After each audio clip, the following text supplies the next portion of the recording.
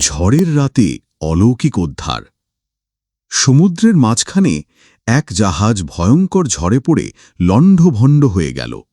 ঢেউয়ের তীব্র আঘাতে জাহাজটি ডুবে যায়, আর যাত্রীদের অধিকাংশই সাগরে তলিয়ে যায়। তবে অলৌকিকভাবে একজন যাত্রী বেঁচে গেল। ভাসতে ভাসতে সে এক নির্জন দ্বীপে এসে পৌঁছাল। চেতনা ফিরে পেতেই সে সিজদায় লুটিয়ে পড়ল। হে আল্লাহ, তুমি আমার জীবন বাঁচিয়েছ, তোমার শুকরিয়া। দিন কেটে যেতে লাগল।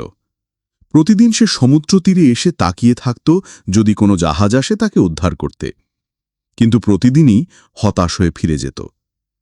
এরই মধ্যে বেঁচে থাকার জন্য সে তীরে একটি ছোট্ট ঘর বানিয়ে ফেলল। সমুদ্র থেকে মাছ ধরা আর বনের ফলমূল শিকার করেই দিন কাটতে লাগল। একদিন খাবারের খোঁজে বনের ভিতরে চলে গেল সে, কিন্তু ফিরে এসে যা দেখল তাতে তার হৃদয় ভেঙে গেল। রান্নার চুলার আগুন লেগে তার সেই ছোট ঘরটি সম্পূর্ণ পুড়ে ছাই হয়ে গেছে।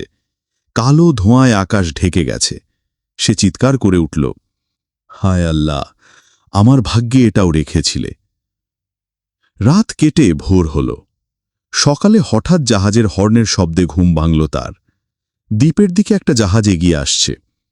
উদ্ধার হওয়ার পর অবাক হয়ে সে জিজ্ঞেস করল, তোমরা কিভাবে জানলে আমি এখানে আটকা পড়েছি? জাহাজের ক্যাপ্টেন হেসে বলল, তোমার জ্বালানো ধোঁয়ার সংকেত দেখে।